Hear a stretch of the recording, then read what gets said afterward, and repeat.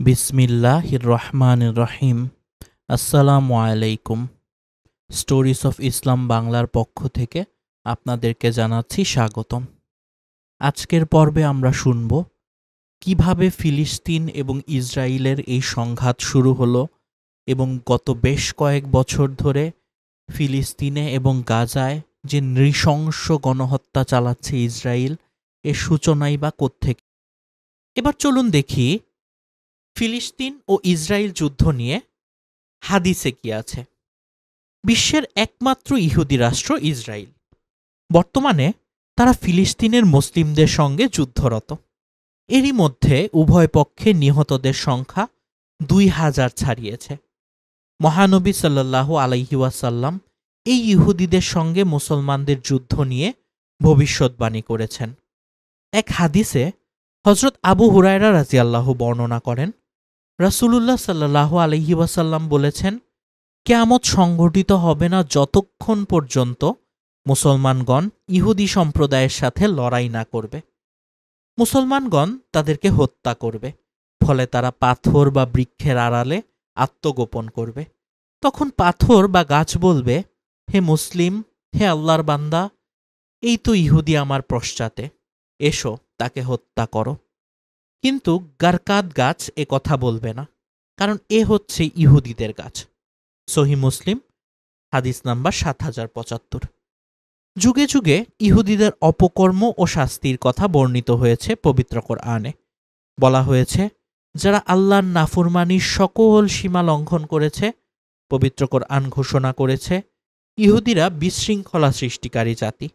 যখনই তারা যুদ্ধের আগুন জ্বালায়, আল্লাহ তা নিভিয়ে দেন এবং তারা জামিনে ফিতনা ফাসাদ ও গোলযোগ সৃষ্টির চেষ্টা চালায়।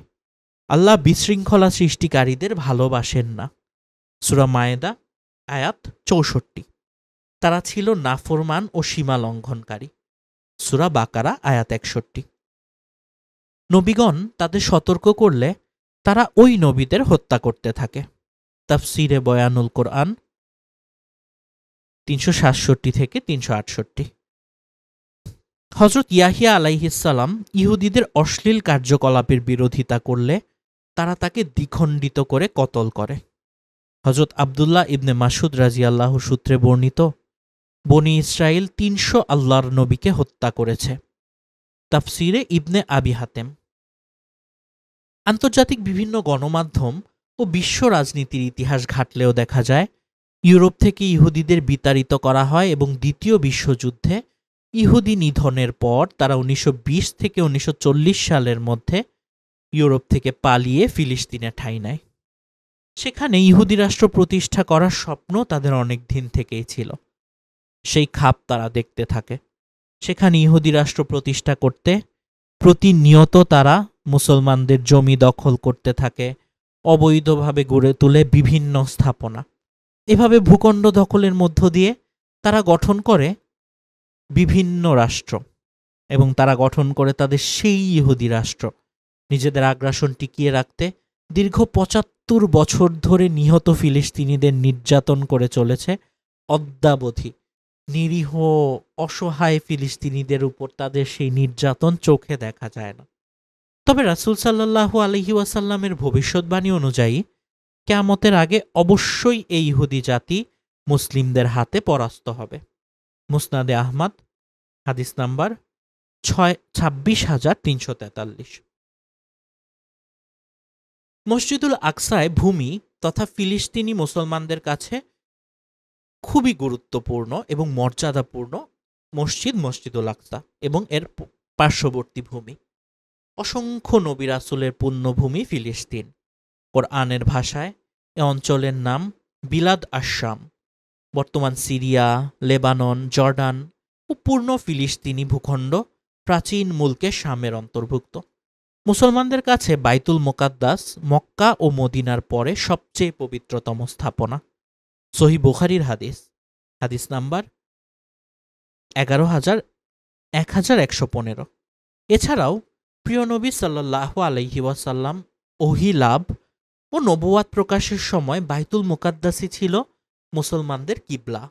অর্থাৎ সে সময়ে নবীজি যখন নবুয়াত পান, তখনও বাইতুল মোকাদ্দাস ছিল মুসলিমদের কেবলা, অর্থাৎ সেদিকে নামাজ পড়তো মুসলিমরা। সুতরাং চিন্তা করতে পারছেন সে জায়গাটা কতটুকু মর্যাদাপূর্ণ আমাদের জন্য। সূরা বাকারায় এসেছে 142 থেকে 151 নম্বর আয়াতে যে প্রিয় নবী হযরত মুহাম্মদ সাল্লাল্লাহু আলাইহি ওয়াসাল্লামের ওহী লাভ ও নবুয়াত প্রকাশের সময় বাইতুল মুকাদ্দাসই ছিল মুসলিমদের কেবলা। মহানবী সাল্লাল্লাহু আলাইহি ওয়াসাল্লাম বাইতুল মুকাদ্দাস থেকেই মেরাজে গমন করেছিলেন। সূরা বনী ইসরাইল আয়াত 1-এ এসেছে। কিন্তু বর্তমানে ইহুদিরা এই মসজিদ দখল করে রেখেছে। 1948 সালের 15ই মে বেলফোর ঘোষণার মাধ্যমে ফিলিস্তিনে অবৈধ ইসরায়েল রাষ্ট্র প্রতিষ্ঠা লাভের পর বাইতুল মুকাদ্দাস মুসলমানদের হস্তচ্যুত হয়ে যায়। সেই থেকে বাইতুল মুকাদ্দাস ইহুদিদের দখলে রয়েছে। যদিও তারা এই স্থানকে মর্যাদার চোখে দেখে, তাদের কাছে এটি পবিত্র ভূমিখ্যাত টেম্পল মাউন্ট বা ঈশ্বরের ঘর, কিন্তু তারা বিভিন্ন অজুহাতে বাইতুল মুকাদ্দাসে কড়াকড়ি শুরু করে, বিধিনিষেধ আরোপ করে, এমনকি মসজিদে গুলি করে রক্তাক্তও করেছে মুসলমানদের। হাদিস শরীফ বলছে এসবের একদিন শেষ হবে, মুসলমানদের একটি দল তাদের সঙ্গে যুদ্ধ করবে এবং বিজয়ী হবে। হযরত আবু উমামা রাদিয়াল্লাহু থেকে বর্ণিত, রাসূলুল্লাহ সাল্লাল্লাহু আলাইহি ওয়াসাল্লাম বলেছেন, আমার উম্মতের একটি দল সত্যের উপর বিজয়ী থাকবে, শত্রুর মনে পরাক্রমশালী থাকবে, দুর্ভিক্ষ ছাড়া কোনো বিরোধী পক্ষ তাদের কিছুই করতে পারবে না। আল্লাহর আদেশ তথা কিয়ামত পর্যন্ত তারা এমনই থাকবে। সাহাবায়ে কেরাম জিজ্ঞাসা করলেন, হে আল্লাহর রাসূল, তারা কোথায় থাকবেন? রাসূল সাল্লাল্লাহু আলাইহি ওয়াসাল্লাম বললেন, তারা বাইতুল মাকদিস এবং তার আশপাশে থাকবে। মুসনাদে আহমদ হাদিস নাম্বার 21286। ফিলিস্তিনের গাজায় 2023 সালের 7 অক্টোবর থেকে নির্বিচার ও নৃশংস হামলা চালাচ্ছে ইসরায়েল। এতে এ পর্যন্ত প্রায় 51,000 ফিলিস্তিনি নিহত হয়েছেন, যাদের বেশিরভাগই শিশু ও নারী। 1948 সালে যেভাবে ফিলিস্তিনিকে উচ্ছেদ করে ইসরায়েল রাষ্ট্র প্রতিষ্ঠা করা হয়েছিল, এবারও ঠিক সেভাবে গাজা থেকে ফিলিস্তিনিদের উচ্ছেদের ষড়যন্ত্র চলছে। সেই সময়কার পরিস্থিতি আজকে তুলে ধরতে চেষ্টা করব আমরা। প্রতিশ্রুত ভূমি, মনোনীত সম্প্রদায়, ভূমিহীন মানুষের জন্য মনুষ্যহীন ভূমি। পশ্চিমা দুনিয়ায় প্রতিষ্ঠিত অত্যন্ত শক্তিশালী 3টি বয়ান, যেগুলোর উপর ভিত্তি করে ইহুদিদের জন্য ঐতিহাসিক ফিলিস্তিনি ভূখণ্ডে জোরপূর্বক আধুনিক ইসরায়েল রাষ্ট্র স্থাপনকে বৈধতা দেয়া হয়েছে। ইহুদিদের ধর্মগ্রন্থ হিব্রু বাইবেল বা তানাখ অনুসারে নবী আব্রাহামকে ঈশ্বর প্রতিশ্রুতি দিয়েছিলেন যে তার বংশধরদের জন্য একটি ভূখণ্ড নির্দিষ্ট করা হয়েছে, যা বংশ পরম্পরায় তাদের পুণ্যভূমি হিসেবেই থাকবে। ভৌগোলিক অবস্থানের দিক থেকে আজ যেখানে ফিলিস্তিন ও ইসরায়েল, সেটি হলো সেই ভূমি, যদিও বাইবেলের আরেক বিবরণ অনুসারে এটি মিশর থেকে ইউফ্রেটিস নদীর তীর পর্যন্ত বিস্তৃত। আবার যাদের জন্য ঈশ্বর এই ভূমির প্রতিশ্রুতি দিয়েছেন, তারা হলো ইহুদি সম্প্রদায়, যারা এই বাইবেল অনুসারেই মহাপ্রভুর মনোনীত সম্প্রদায় বা জাতি, অর্থাৎ চুজেন পিপল।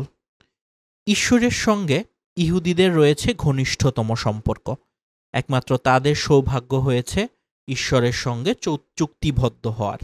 সে কারণেই তারা জগতের শ্রেষ্ঠতম জাতি, যারা সব ইহুদিকে নিম্ন জাতের বলে মনে করে।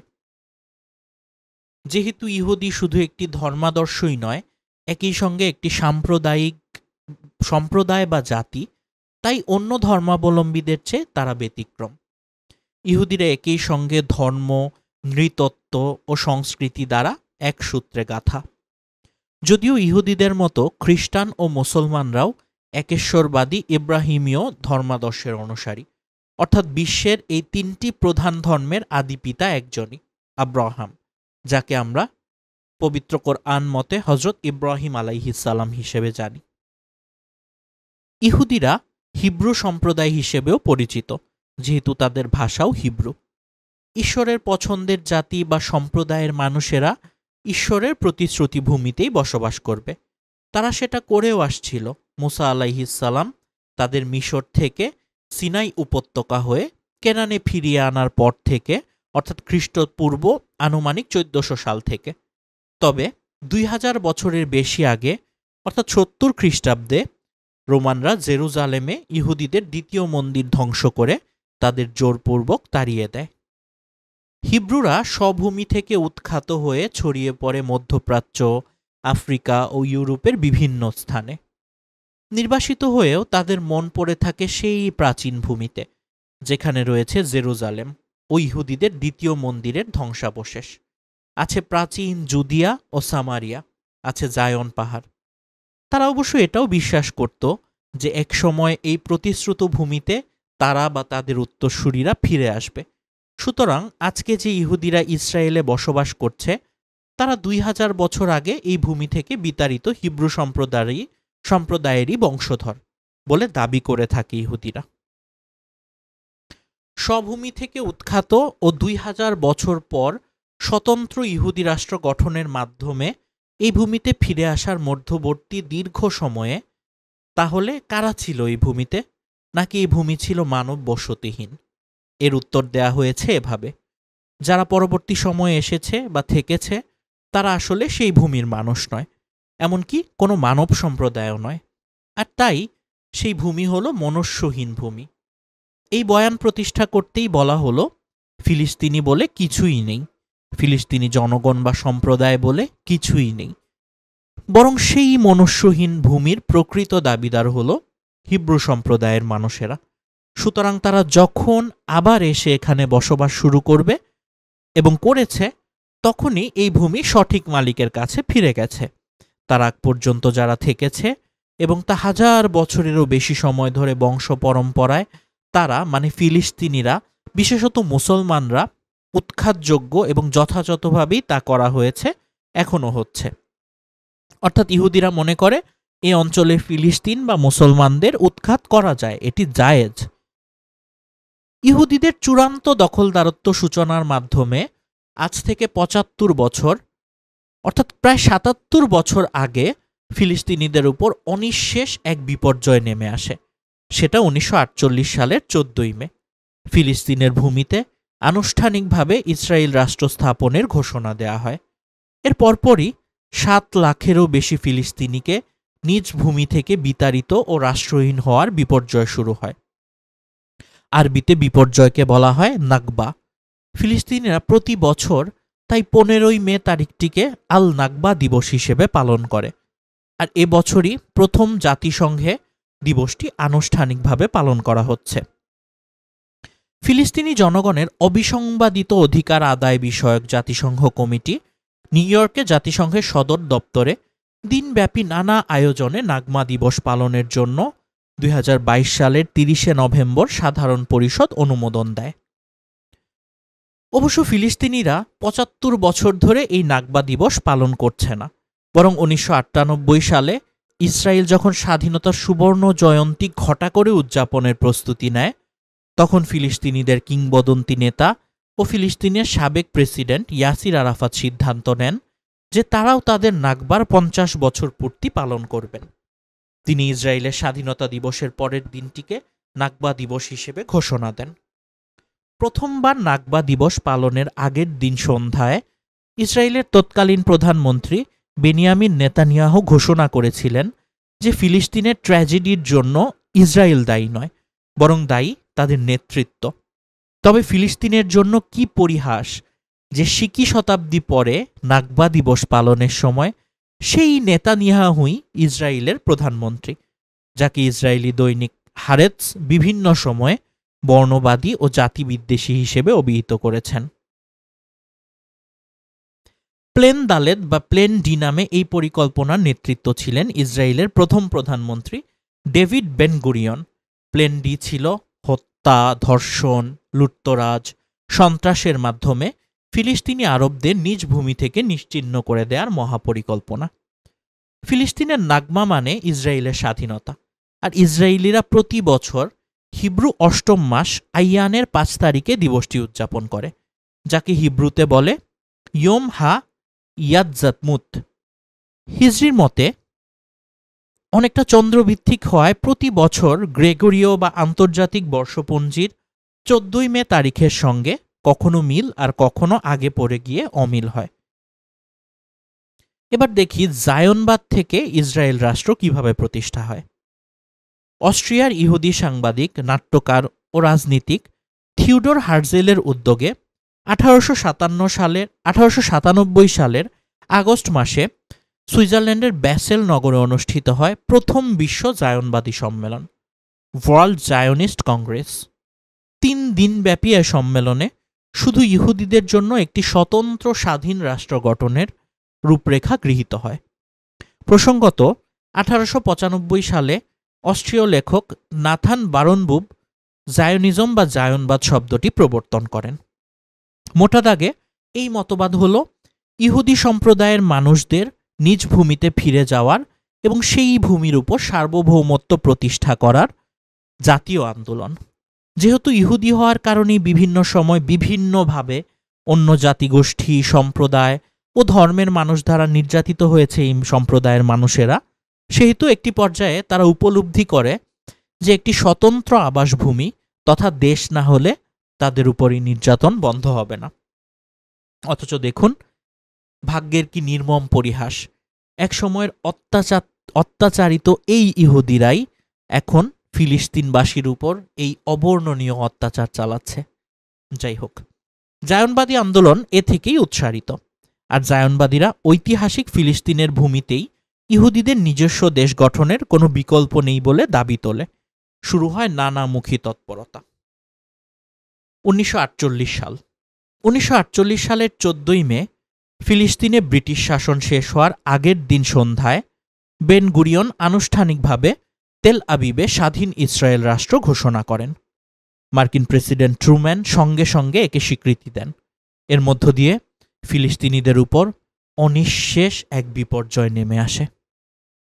প্রথম বিশ্বযুদ্ধের পর বিপর্যয় বিধ্বস্ত ওসমানীয় সাম্রাজ্যকে নিজেদের মধ্যে বাটোয়ারা করে নিতে 1920 সালে ইটালির সান রেমো শহরে গ্রেট ব্রিটেন, ফ্রান্স ও ইটালির প্রধানমন্ত্রী এবং জাপান, বেলজিয়াম ও গ্রিস সরকারের প্রতিনিধিরা একত্রিত হন। সেখানে সিদ্ধান্ত হয় যে সিরিয়া ফরাসি ম্যান্ডেটে আর ফিলিস্তিন ও মেসোপটেমিয়া বা ইরাক ব্রিটেনের ম্যান্ডেটে শাসিত হবে।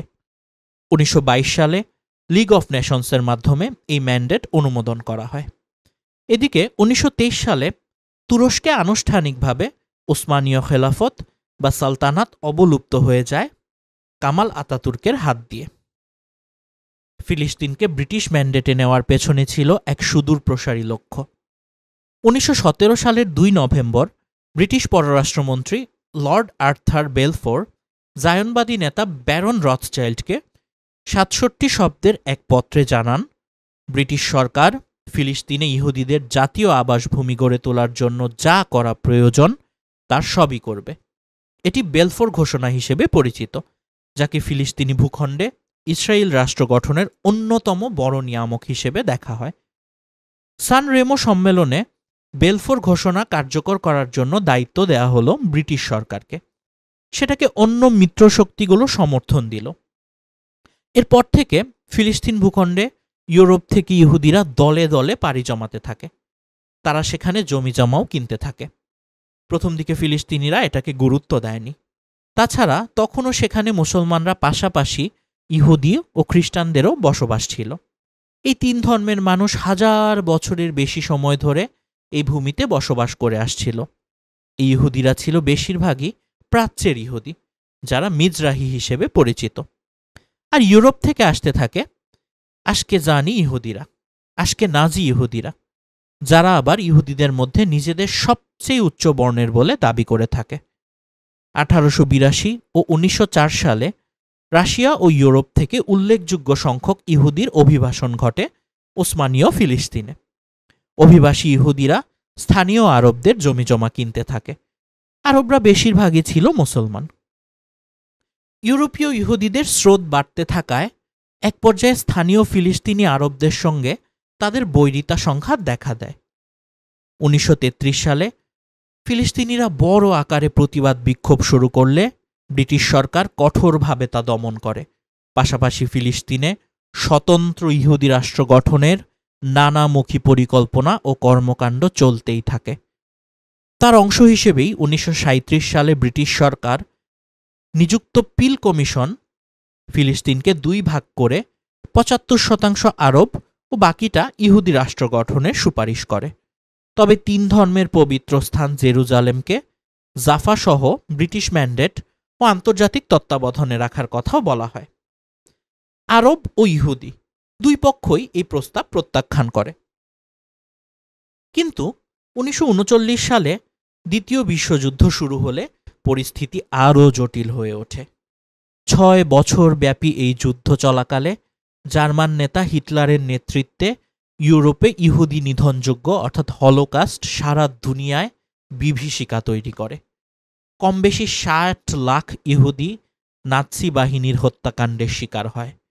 প্রাণ বাঁচাতে সে সময় অনেক ইহুদি যুক্তরাষ্ট্রে পাড়ি জমাতে থাকে।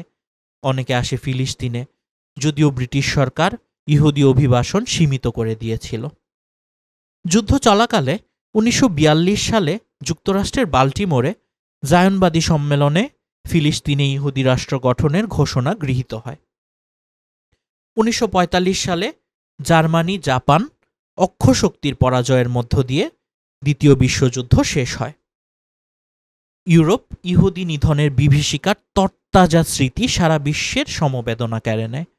ফলে ইহুদিদের রাষ্ট্র স্থাপনের কাজ অনেকটা সহজ হয়ে 1947 সালের 29শে নভেম্বর ব্রিটিশ ম্যান্ডেটে শাসিত ফিলিস্তিন ভূখণ্ডের 56% ইহুদি ও 43% ফিলিস্তিন আরবদের মধ্যে ভাগ করে দেওয়ার পরিকল্পনা জাতিসংঘের সাধারণ পরিষদে গৃহীত হয় 33-13 ভোটে। চীনসহ 10টি দেশ ভোটদানে বিরত ও থাইল্যান্ড অধিবেশনে অনুপস্থিত ছিল। এতে জেরুজালেমের আন্তর্জাতিক নগরের মর্যাদা দেয়া হয়। জেরুজালেমকে তখন আন্তর্জাতিক নগর হিসেবে স্বীকৃত দেয়া হয়। ইহুদিরা এটা মেনে নিলেও আরবরা এতে আপত্তি জানায়। আরব লীগ নেতৃত্ব প্রশ্ন তোলেন, হলোকাস্টের অপরাধের শাস্তি কেন আরবদের পেতে হবে? সঠিক যুক্তি ছিল। এদিকে জায়নবাদীরা ফিলিস্তিনিদের তাড়িয়ে দেওয়ার ছক কেটে ফেলে। প্ল্যান দালেত বা প্ল্যান ডি নামে এই পরিকল্পনার নেতৃত্বে ছিলেন ইসরায়েলের প্রথম প্রধানমন্ত্রী David Ben Gurion. Plan D ছিল হত্যা, ধর্ষণ, লুটতরাজ, সন্ত্রাসের মাধ্যমে ফিলিস্তিনি আরবদের নিজ ভূমি থেকে নিশ্চিহ্ন করে দেওয়ার এক মহাপরিকল্পনা। 1948 সালের 10ই মার্চ এই পরিকল্পনা চূড়ান্ত হলে হাগানাহ, স্ট্যান হ্যাং সহ ইসরায়েলি সন্ত্রাসবাদী সংগঠনগুলো তা বাস্তবায়নে পুরো দমে নেমে যায়। স্থানীয় আরবরা ইহুদিদের হামলা ও হত্যার শিকার হতে থাকে। ফলে নিজ ঘরবাড়ি ছেড়ে নিঃস্ব অবস্থায় লাখ লাখ ফিলিস্তিনি প্রাণ রক্ষায় ছুটে পালাতে থাকে। মূলত মার্চ থেকে অক্টোবর পর্যন্ত অন্তত 7 লাখ ফিলিস্তিনি আশপাশের আরব দেশগুলোতে শরণার্থী হিসেবে আশ্রয় নেয়। কিছু কিছু স্থানে ইহুদিরাও আক্রান্ত হয় ও মারা পড়ে। 1948 সালের 14ই মে ফিলিস্তিনে ব্রিটিশ ম্যান্ডেট বা শাসন শেষ হলে বেন গুরিয়ন আনুষ্ঠানিকভাবে স্বাধীন ইসরায়েল রাষ্ট্র ঘোষণা করে। মার্কিন প্রেসিডেন্ট ট্রুম্যান সঙ্গে সঙ্গে একে স্বীকৃতি দেন। আনুষ্ঠানিকভাবে আল নাকবা বা মহাবিপর্যয় নেমে আসে ফিলিস্তিনিদের উপর। আরব দেশগুলোর ব্যর্থতা। ফিলিস্তিনের এই মহাবিপর্যয় সৃষ্টির জন্য আরব দেশগুলোর দুর্বলতা ও ব্যর্থতাও কোনো অংশে কম নয় বা কমভাবে দায়ী নয়। অথচ আরব ও মুসলিম বিশ্বে প্রচলিত ফিলিস্তিনের ইতিহাসে আরব দেশগুলোর অবস্থান নির্মোহভাবে তুলে ধরা হয়নি। 1948 সালের 15ই মে আরব লীগের সদস্য মিশর, সিরিয়া, লেবানন, জর্ডান ও ইরাকের সেনাবাহিনী ফিলিস্তিন ভূখণ্ডে প্রবেশ করে এবং সদ্য ঘোষিত ইসরায়েল রাষ্ট্রের সেনাবাহিনীর সঙ্গে যুদ্ধে লিপ্ত হয়। প্রথম দিকে আরবরা কিছুটা সুবিধা করতে পারলেও দ্রুতই তারা পিছু হটতে থাকে। সামরিক শক্তির দিক থেকে আরব দেশগুলো ছিল দুর্বল, যদিও সংখ্যায় প্রথম দিকে তারা ছিল বেশি। তবে স্বাধীন রাষ্ট্র গড়া ও রক্ষার প্রত্যয়ে প্রবলভাবে উদ্দীপ্ত ইহুদি যোদ্ধাদের সামনে তারা ছিল দিগ্ভ্রান্ত ও লক্ষ্যহীন। তাছাড়া তারা ছিল মার্কিন এবং অন্যান্য পশ্চিমা দেশের সাহায্য ও মদতপুষ্ট। ফলে ইসরায়েলিরা সহজেই আরবদেরকে হটিয়ে দেয়। তদুপরি নিজেদের মধ্যে আরবদের কোনো সমন্বয় ছিল না। ফলে 1949 সালের ফেব্রুয়ারির থেকে জুলাইয়ের মধ্যে আরব দেশগুলো যুদ্ধবিরতি চুক্তি স্বাক্ষর করতে বাধ্য হয়। 1947 সালের 29 নভেম্বর ব্রিটিশ ম্যান্ডেটে শাসিত ফিলিস্তিন ভূখণ্ডের 56% ইহুদি ও 43% ফিলিস্তিন আরবদের মধ্যে ভাগ করে দেওয়ার পরিকল্পনা ও জাতিসংঘের সাধারণ পরিষদে গৃহীত হয়েছিল, যেটা আগেই বলা হয়েছে। জর্ডানের বাদশাহ প্রথম আবদুল্লাহ আগ্রহী ছিলেন ফিলিস্তিনের ভূমিকে সংযুক্ত করে নিয়ে বৃহত্তর হাশেমীয় সিরিয়া গঠনের। সিরিয়াবাসী ইসরায়েলের চেয়ে জর্ডান নিয়ে বেশি ভীত থাকায় তাদের সেনারা ফিলিস্তিনে হাজির হয়েছিল মূলত পশ্চিম তীর জর্ডানের দখলে যাওয়া থেকে রুখতে। মিশরও হাশেমীয় জর্ডানের পরিকল্পনা ঠেকাতে চেয়েছিল। ফলে 1948 সালে ফিলিস্তিন হয়ে ওঠে এসব আরব দেশের উচ্চাভিলাষ ও ভীতির এক যুদ্ধক্ষেত্র, যেখানে ফিলিস্তিনিদের সুরক্ষা ও ভবিষ্যতের চিন্তা আসলে পেছনে পড়ে যায়। 1947 সালেই জায়নবাদী নেতা গোল্ডা মেয়ার, ইসরায়েলের চতুর্থ প্রধানমন্ত্রী ও এখন পর্যন্ত একমাত্র নারী প্রধানমন্ত্রী, গোপনে ট্রান্সজর্ডানের বাদশাহ আবদুল্লাহর সঙ্গে সাক্ষাৎ করেন। এতে বাদশাহ পূর্ব জেরুজালেম সহ পশ্চিম তীর পাওয়ার বিনিময়ে ফিলিস্তিনে ইহুদি রাষ্ট্র স্থাপনের বিরোধিতা করা থেকে বিরত থাকতে সম্মত হন। প্রথম ইসরায়েল আরব যুদ্ধে জর্ডান তাই পশ্চিম তীর দখলে নিতে সক্ষম হয়। ওদিকে মিশর দখল করে নেয় গাজা উপত্যকা। তবে 2 দশকের মধ্যেই 1947 সালের যুদ্ধে গাজা ও পশ্চিম তীর যথাক্রমে মিশর ও জর্ডানের হাতছাড়া হয়ে যায়। ইসরায়েলের এগিয়ে যাওয়া।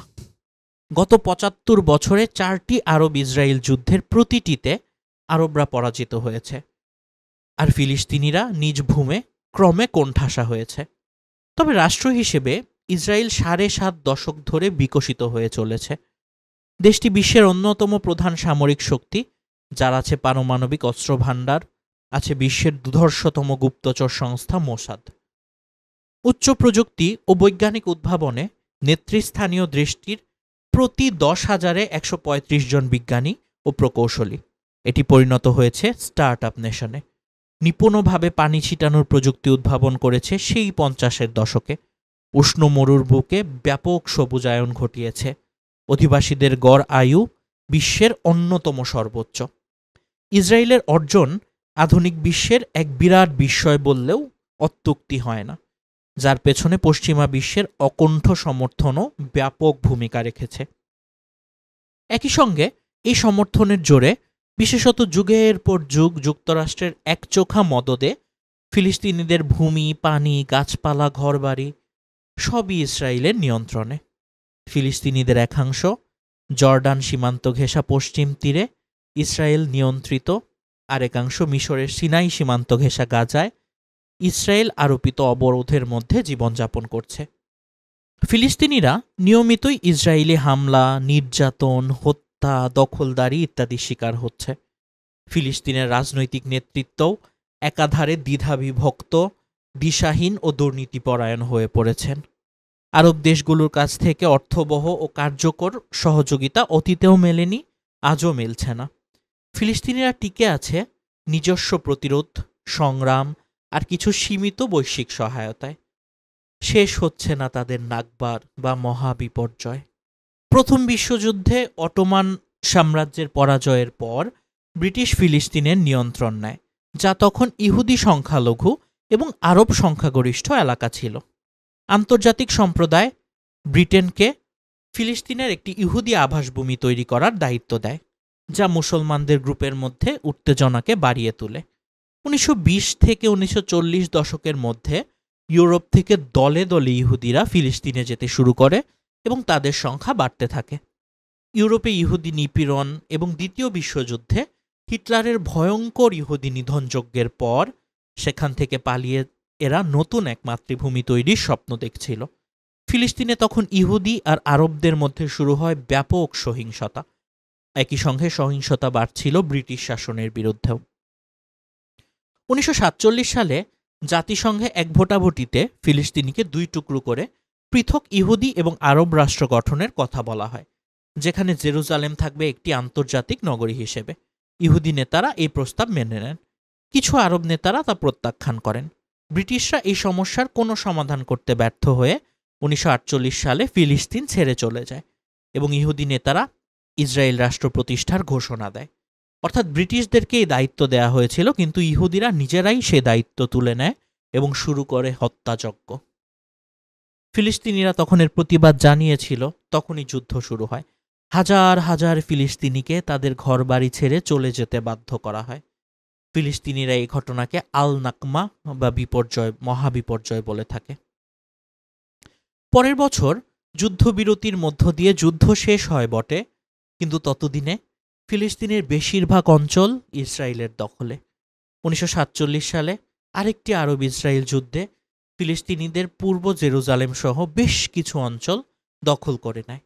ইসরায়েল এখন পুরো জেরুজালেম নগরীকেই তাদের রাজধানী ঘোষণা করে। অন্যদিকে ফিলিস্তিনিরা পূর্ব জেরুজালেমকে তাদের ভবিষ্যৎ রাষ্ট্রের রাজধানী হিসেবে চায়।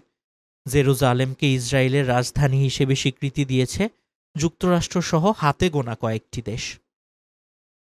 গত 50 বছর ধরে ইসরায়েল এসব দখলীকৃত জায়গায় ইহুদি বসতি স্থাপন করছে। 6 লাখের বেশি ইহুদি এখন এসব এলাকায় থাকে। ফিলিস্তিনিরা বলে, আন্তর্জাতিক আইনে এগুলো অবৈধ বসতি এবং শান্তি প্রতিষ্ঠার পথে অন্তরায়। তবে ইসরায়েল তা মনে করে না। এবার চলুন দেখি হামাস কারা। ফিলিস্তিনের কট্টর ইসলামপন্থী সংগঠনগুলোর মধ্যে সবচেয়ে বড় সংগঠন বলা হয় হামাসকে।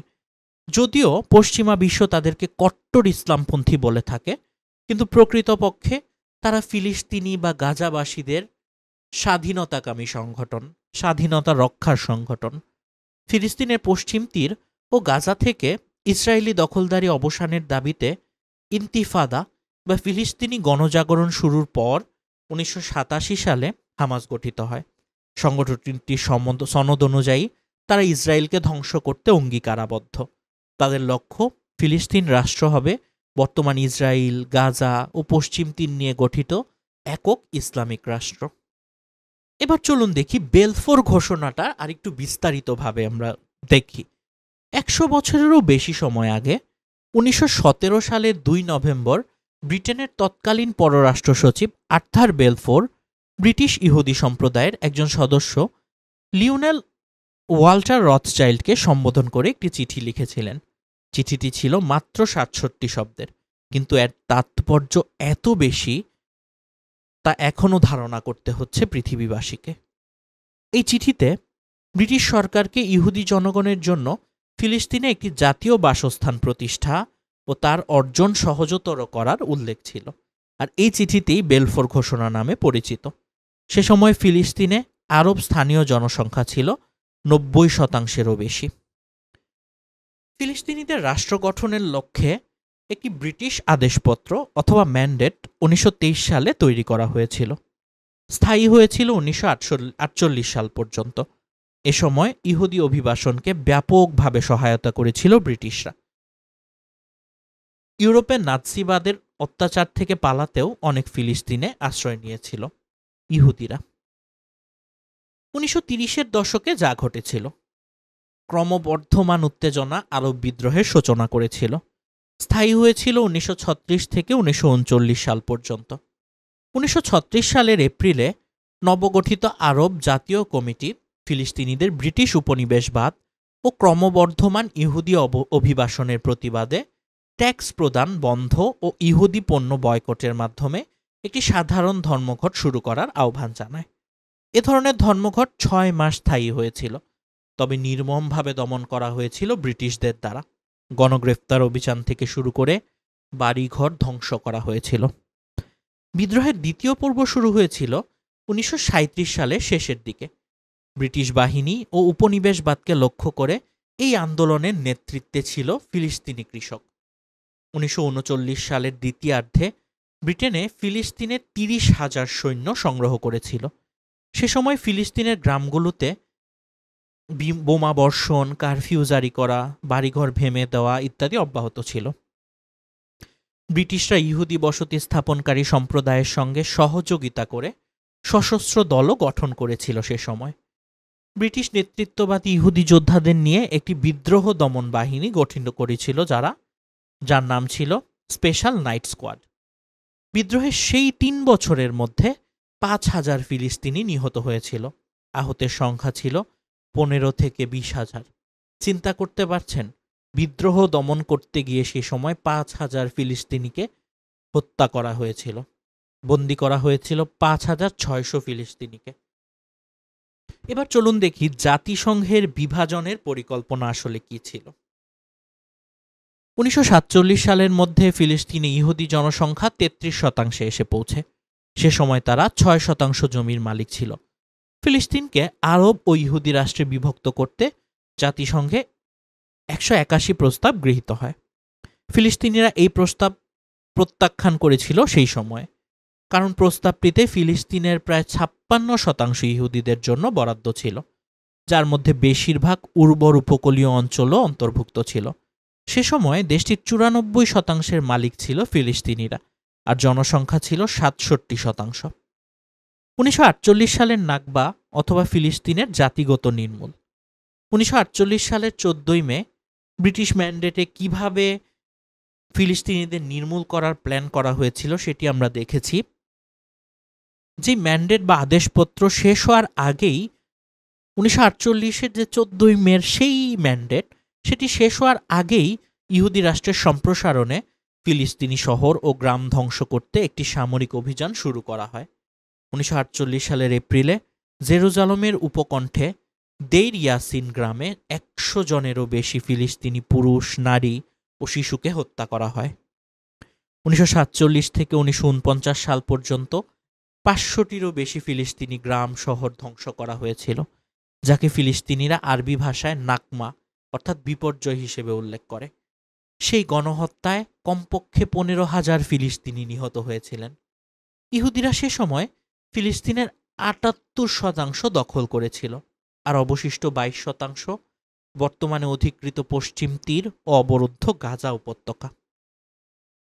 ১৯৪৮ সালের ১৫ই মে ইসরায়েল রাষ্ট্র প্রতিষ্ঠার প্রথম আনুষ্ঠানিক ঘোষণা দেয়া হয়। এরপরই শুরু হয় আরব ইসরায়েল যুদ্ধ। ১৯৪৯ সালের জানুয়ারিতে ইসরায়েল, মিশর, লেবানন, জর্ডান ও সিরিয়ার মধ্যে যুদ্ধবিরতির মাধ্যমে তা শেষ হয়। নাকসা অথবা ৬ দিনের যুদ্ধ। ১৯৬৭ সালের ১৫ই জুন আরব সেনাবাহিনীর একটি জোটের বিরুদ্ধে ৬ দিনের যুদ্ধে ইসরায়েল গাজা উপত্যকা, পশ্চিম তীর, পূর্ব জেরুজালেম, সিরিয়ার গোলান হাইটস ও মিশরের সিনাই উপদ্বীপ সহ ফিলিস্তিনের বাকি অংশ দখল করে। এটি ফিলিস্তিনিদের জন্য দ্বিতীয় জোরপূর্বক স্থানচ্যুতি বা নাকসা নামে পরিচিত, আর এর আরবি অর্থ বিপর্যয়। সে সময় অধিকৃত পশ্চিম তীর ও গাজা উপত্যকায়ও বসতি স্থাপন শুরু করেছিল ইহুদিরা। প্রথম ইন্তিফাদা, যা ১৯৮৭ থেকে ১৯৯৩ সালে ঘটেছিল। ১৯৮৭ সালের ডিসেম্বরে গাজা উপত্যকায় প্রথম ফিলিস্তিনি ইন্তিফাদা শুরু হয়। সে সময় ইসরায়েলের একটি ট্রাক ফিলিস্তিনি শ্রমিক বহনকারী দুটি ভ্যানের সঙ্গে সংঘর্ষে ৪ ফিলিস্তিনি নিহত হয়েছিল। তরুণ ফিলিস্তিনিরা ইসরায়েলের সেনাবাহিনীর ট্যাঙ্ক ও সৈন্যদের দিকে ঢিল ছুড়লে দ্রুত পশ্চিম তীরে বিক্ষোভ ছড়িয়ে পড়ে। ইন্তিফাদা প্রাথমিকভাবে তরুণদের দ্বারা পরিচালনা করা হয়েছিল। পরবর্তী সময়ে এই বিদ্রোহে অংশ নেয় ইউনিফাইড ন্যাশনাল লিডারশিপ। ১৯৮৮ সালে আরব লীগ প্যালেস্টাইন লিবারেশন অর্গানাইজেশন অর্থাৎ পিএলএ ফিলিস্তিনি জনগণের একমাত্র প্রতিনিধি হিসেবে স্বীকৃতি দেয়। ইন্তিফাদা কার্যক্রমের মধ্যে অন্তর্ভুক্ত আছে জনপ্রিয় সংহতি, গণবিক্ষোভ, আইন অমান্য, সুসংগঠিত ধর্মঘট ও সাম্প্রদায়িক সহযোগিতা। ইসরায়েলের মানবাধিকার সংস্থা বিতেলেসেমের মতে ইন্তিফাদার সময় ইসরায়েলের বাহিনীর হাতে ১,০৭০ ফিলিস্তিনি নিহত হয়েছে। এর মধ্যে শিশু ছিল ২৩৭ জন। গ্রেফতার করা হয়েছিল ১,৭০,০০০-এরও বেশি মানুষকে। অসলোর বছর ১৯৯৩ সালে অসলো চুক্তি স্বাক্ষর প্যালেস্টাইন অথরিটি অর্থাৎ পিএ গঠনের মাধ্যমে শেষ হয় ইন্তিফাদা। পিএ চুক্তি ইসরায়েলের পশ্চিম তীরে ৬০% ভূখণ্ডের ভূমি ও পানি সম্পদের বেশিরভাগ নিয়ন্ত্রণ নেয়। দ্বিতীয় ইন্তেফাদা ২০০০ সালের ২৮শে সেপ্টেম্বর শুরু হয়েছিল। সে সময় লিকুদ বিরোধী নেতা এরিয়েল শ্যারন জেরুজালেমের পুরাতন শহর ও তার আশপাশে হাজার হাজার নিরাপত্তা বাহিনী নিয়ে আল আকসা মসজিদ প্রাঙ্গণে সফর করেছিলেন। ফিলিস্তিনে বিক্ষোভকারী ও ইসরায়েলের মধ্যে সংঘর্ষে দুদিনে ৫ জন ফিলিস্তিনি নিহত, ২০০ জন আহত হয়েছিল। ঘটনাটি একটি ব্যাপক বিদ্রোহের জন্ম দিয়েছিল। ইন্তিফাদার সময় ইসরায়েল ফিলিস্তিনে অর্থনীতি ও অবকাঠামোর নজিরবিহীন ক্ষতি হয়েছে। পিএলও নেতা ইয়াসির আরাফাত ২০০৪ সালে মারা যান। তার ১ বছর পর দ্বিতীয় ইন্তিফাদা শেষ হয়। ফিলিস্তিনিরা প্রথমবারের মতো সাধারণ নির্বাচনে ভোট দেয় সে সময়। নির্বাচনে সংখ্যাগরিষ্ঠতা পায় হামাস। ২০০৭ সালের জুনে হামাসের উপর সন্ত্রাসবাদের অভিযোগ এনে গাজা উপত্যকায় স্থল, বিমান ও নৌ অবরোধ আরোপ করে ইসরায়েল। গাজায় ২০০৮, ১২, ১৪ ও ২০২১ সালে ৪টি দীর্ঘমেয়াদী সামরিক হামলা করেছে ইসরায়েল এবং ২০২৩ সালে যা শুরু করেছে তা এখনও চলছে। হামলায় হাজার হাজার ফিলিস্তিনি নিহত ও হাজার হাজার বাড়ি, স্কুল ও অফিস ভবন ধ্বংস হয়েছে। নিহত হয়েছে হাজার হাজার নিষ্পাপ শিশু, নারী, অসহায় মানুষ। এবার চলুন দেখি ফিলিস্তিন ও ইসরায়েল যুদ্ধ নিয়ে হাদিসে কি আছে। বিশ্বের একমাত্র ইহুদি রাষ্ট্র ইসরায়েল। বর্তমানে তারা ফিলিস্তিনের মুসলিমদের সঙ্গে যুদ্ধরত। এরই মধ্যে উভয় পক্ষে নিহতদের সংখ্যা ২,০০০ ছাড়িয়েছে। মহানবী সাল্লাল্লাহু আলাইহি ওয়াসাল্লাম এই ইহুদিদের সঙ্গে মুসলমানদের যুদ্ধ নিয়ে ভবিষ্যদ্বাণী করেছেন। এক হাদিসে হযরত আবু হুরায়রা রাদিয়াল্লাহু বর্ণনা করেন, রাসূলুল্লাহ সাল্লাল্লাহু আলাইহি ওয়াসাল্লাম বলেছেন, কিয়ামত সংঘটিত হবে না যতক্ষণ পর্যন্ত মুসলমানগণ ইহুদি সম্প্রদায়ের সাথে লড়াই না করবে। মুসলমানগণ তাদেরকে হত্যা করবে, ফলে তারা পাথর বা বৃক্ষের আড়ালে আত্মগোপন করবে। তখন পাথর বা গাছ বলবে, হে মুসলিম, হে আল্লাহর বান্দা, এই তো ইহুদি আমার পশ্চাতে, এসো তাকে হত্যা করো। কিন্তু গারকাদ গাছ এ কথা বলবে না, কারণ এ হচ্ছে ইহুদিদের গাছ। সহিহ মুসলিম হাদিস নাম্বার ৭০৭৫। যুগে যুগে ইহুদিদের অপকর্ম ও শাস্তির কথা বর্ণিত হয়েছে পবিত্র কোরআনে। বলা হয়েছে, যারা আল্লাহর নাফরমানির সকল সীমা লঙ্ঘন করেছে, পবিত্র কোরআন ঘোষণা করেছে, ইহুদিরা বিশৃঙ্খলা সৃষ্টিকারী জাতি। যখনই তারা যুদ্ধের আগুন জ্বালায়, আল্লাহ তা নিভিয়ে দেন এবং তারা জামিনে ফিতনা ফাসাদ ও গোলযোগ সৃষ্টির চেষ্টা চালায়। আল্লাহ বিশৃঙ্খলা সৃষ্টিকারীদের ভালোবাসেন না। সূরা মায়েদা আয়াত ৬৪। তারা ছিল নাফরমান ও সীমা লঙ্ঘনকারী। সূরা বাকারা আয়াত ৬১। নবীগণ তাদের সতর্ক করলে তারা ওই নবীদের হত্যা করতে থাকে। তাফসিরে বয়ানুল কোরআন ৩৬৭ থেকে ৩৬৮। হযরত ইয়াহিয়া আলাইহিসসালাম ইহুদিদের অশ্লীল কার্যকলাপের বিরোধিতা করলে তারা তাকে দ্বিখণ্ডিত করে কতল করে। হযরত আবদুল্লাহ ইবনে মাসউদ রাদিয়াল্লাহু সূত্রে বর্ণিত, বনী ইসরাইল ৩০০ আল্লাহর নবীকে হত্যা করেছে। তাফসিরে ইবনে আবি হাতেম। আন্তর্জাতিক বিভিন্ন গণমাধ্যম ও বিশ্ব রাজনীতির ইতিহাস ঘাটলেও দেখা যায়, ইউরোপ থেকে ইহুদিদের বিতাড়িত করা হয় এবং দ্বিতীয় বিশ্বযুদ্ধে ইহুদি নিধনের পর তারা ১৯২০ থেকে ১৯৪০ সালের মধ্যে ইউরোপ থেকে পালিয়ে ফিলিস্তিনে ঠাঁই নেয়। সেখানে ইহুদি রাষ্ট্র প্রতিষ্ঠা করার স্বপ্ন তাদের অনেক দিন থেকেই ছিল। সেই খাপ তারা দেখতে থাকে। সেখানে ইহুদি রাষ্ট্র প্রতিষ্ঠা করতে প্রতিনিয়ত তারা মুসলমানদের জমি দখল করতে থাকে, অবৈধভাবে গড়ে তোলে বিভিন্ন স্থাপনা। এভাবে ভূখণ্ড দখলের মধ্য দিয়ে তারা গঠন করে বিভিন্ন রাষ্ট্র এবং তারা গঠন করে তাদের সেই ইহুদি রাষ্ট্র। নিজেদের আগ্রাসন টিকিয়ে রাখতে দীর্ঘ ৭৫ বছর ধরে নিহত ফিলিস্তিনিদের নির্যাতন করে চলেছে অদ্যাবধি। নিরীহ অসহায় ফিলিস্তিনিদের উপর তাদের সেই নির্যাতন চোখে দেখা যায় না।